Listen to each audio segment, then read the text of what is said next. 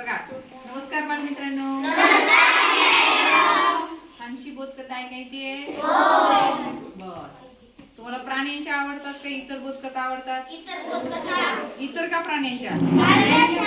सगळ्यांनी सांगा, म्हणजे मग आपण कसं सांगता येतं आपल्याला. ओके, बरं ठीक आहे. आज आपण प्राण्यांचीच एक छानशी बोधकथा बघणार आहोत.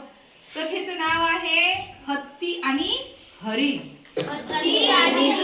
हा, एक मोठं जंगल होतं. बघा, मी प्रश्न विचारणार आहे विनय नंतर. एक मोठं जंगल होतं आणि तुम्हाला सगळं त्या जंगलामध्ये एक हत्ती आणि एक हरिण राहत होता. बाकीचे इतर प्राणी होते खूप सारे. आता जंगल म्हणल्यावर जंगलामध्ये मोठे छोटे सगळेच प्राणी राहत असतात. मग काय झालं, एके दिवशी खूप सारे प्राणी निवांत झाडाच्या आश्रयाखाली बसले होते. तेवढ्यात तिथं हत्ती आला आणि सगळ्यांच्या समोर हत्ती हरणाला म्हणाला, काय तुझे शरीर, तुझं शरीर कसं आहे?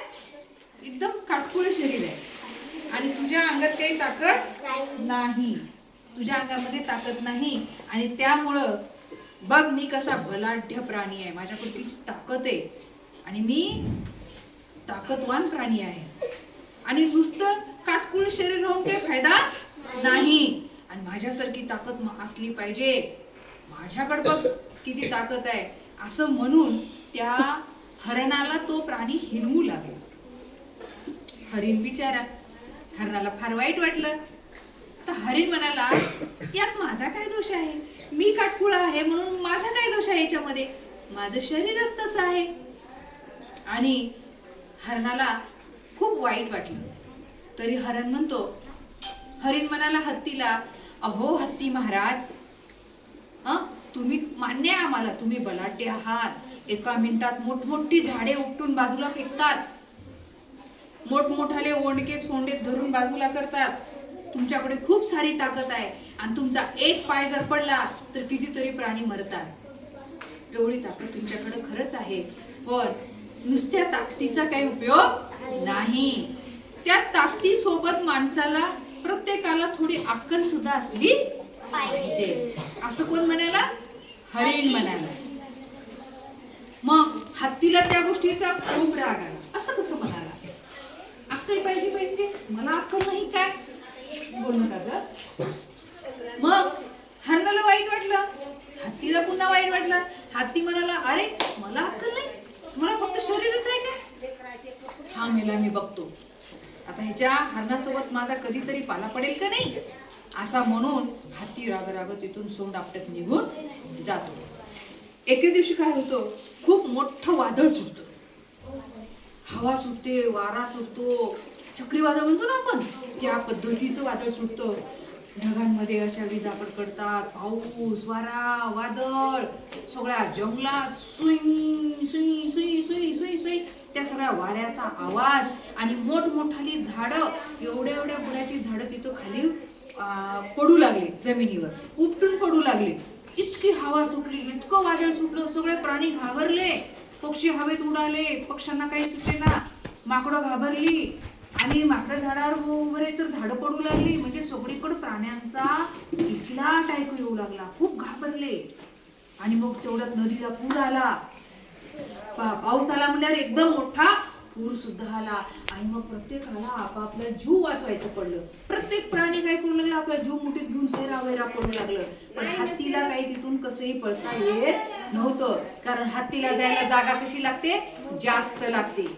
आणि सगळीकडे झाडं पडलेली होती, त्यात हवा, त्यात पाणी, त्यात पूर, सगळंच एकत्र आलेलं होतं. सगळे घबराट झाली, सगळे पक्षी, सगळे प्राणी घाबरले. अरे बापरे, आता कसं आपला जीव वाचला पाहिजे. म्हणजे प्रत्येक जण जीव वाचवण्यासाठी तडफडत होतो, आपला जीव मुठीत घेऊन पळत होतो. म्हणजे काय, जीव असा जपत होतो, मी वाचलो पाहिजे, मी वाचलो पाहिजे. कारण असा प्राणी उभा राहिला की लगेच झाडं पडायचे, असा प्राणी उभा राहिला की लगेच झाडं पडायचे. आणि इतकी हवा, इतका पूर, आणि त्या पुराच्या पाण्यामध्ये तिथं बाजूला गाळाची जी जमीन असते तिथं चिखल असतो, म्हणजे आणि त्या चिखलामध्ये हत्ती अडकतो. त्या गाळाच्या जमिनीमध्ये हत्ती अडकतो आणि मग हत्ती मला वाचवा, मला वाचवा, सगळ्यांना विनवण्या करतो. प्रत्येक जण त्याच्या जवळ जातो हत्तीला काढायला बघतो गाळातून, त्या चिखलातून. हत्ती काही बाहेर येत नाही. शेवटी सगळ्यांची ताकद त्या हत्तीच्या समोर कमी पडते. कारण हत्ती कसा होता? बलवान होता, खूप मोठा होता, जाडजूड होता. हत्तीचं वजन खूप होतं, म्हणून कोणत्याही प्राण्याला हत्तीच्या गाळातून बाहेर काढता येत नव्हता. आणि हत्ती त्या गाळामध्ये चांगला फसला होता. हत्ती म्हणतो, मला सगळेजण धावा रे बाबा, हो मी तुमचे उपकार कधीच विसरणार नाही, माझा जीव वाचवा वाचवा वाचवा, असा हत्ती जीवाच्या आकांतानं ओरडतो. आणि मग हे सगळं दृश्य कोण पाहत असतं? ते हरिण पाहत असतं. हरिण तिथं जातो आणि सगळ्या प्राण्यांना म्हणतो, अरे माझं ऐका, असं जर तुम्ही एक एक जण जाऊन जर हत्तीला काढलं बाहेर, तर हत्ती कुणालाही बाहेर निघणार नाही. कारण त्याचं वजन कसं आहे? वजन सगळ्यात जास्त आहे. आणि म्हणून काय करा, या म्हणते सगळेजण इकडं. मग सगळ्या प्राण्यांना एकत्र बोलावतो आणि ते हरिण सांगतो त्या प्राण्याला की आपण काय करू, सगळे मिळून हत्तीला काढू, सगळे मिळून एकदाच जोर लावू. आणि मग तेवढ्यात काय होतं, जे पक्षी होते ते वर जातात आणि वरी जाऊन त्यांनी दिशा सांगतात. हा इकडून चिखल आहे, इकडून गाळ आहे, हा इकडून लोटा, तिकडून लोटा, पक्षी सांगतात. आणि हे बाकीचे जे प्राणी होते त्यांनी, माकडाने काय केलं, गेले झाडावर दुसऱ्या, आणि त्या वेली असतात ना जाड जाड, त्या वेली आणल्या तोडून, काऊन तर त्या हत्तीला ओढायसाठी. बघा, सगळे माकडांनी वेली आणल्या, त्याचं मोठं दावं केलं, वेलीला बांधून बांधून बांधून 7, 8, 9, 10 वेली एकत्र बांधल्या, त्याचं मोठं वेल केला आणि त्याला हत्तीला बांधून इकडं ओढायसाठी दोरीचा, जसा आपण दोरीचा उपयोग करतो त्या पद्धतीने त्याने वेलीचा उपयोग केला. बाकीचे मग सगळे प्राणी त्या चिखलामध्ये गेले आणि त्या हत्तीला लोटून ओढून सगळे एकत्र ताकद लावून त्या हत्तीला बाहेर काढले. आणि मग हत्तीला वाटलं की बाबा खरंच आहे. हत्ती इतका खजील झाला, स्वतःचीच लाज वाटली. मी स्वतःला जास्त ताकदवान समजत होतो, पण हे तर उलटच झालं, माझी ताकद खरंच काही कामी पडली नाही. आणि मग काय कामी आलं?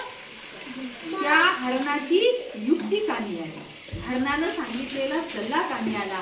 आणि मग हत्ती हात जोडतो आणि हरणाला म्हणतो की खरंच मी तुला फक्त काटकुळं शरीर आहे म्हणून तुला मी हिणवलं, पण आज तुला सांगतो की तुझ्याकडे खरंच काय दिमाग सुद्धा आहे आणि तू खरंच हुशार आहेस. आणि तुम्ही सर्वजण एकत्र आलात, हरणदादा तुम्ही छान सल्ला दिलात, सगळे एकत्र आलात आणि मला बाहेर काढलात आणि तुमच्यामुळे माझा जीव वाचला.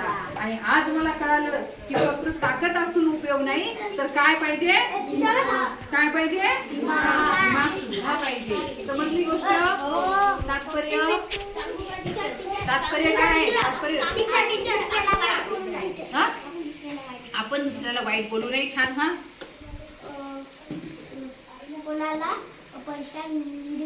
बर, कोणाला परेशान करू नये. बरं, ठीक आहे, बरोबर. अजून आणखी? हा, शक्तीपेक्षा युक्तीचा वापर करा. हा, व्हेरी गुड. शक्तीपेक्षा युक्ती श्रेष्ठ. आणखी?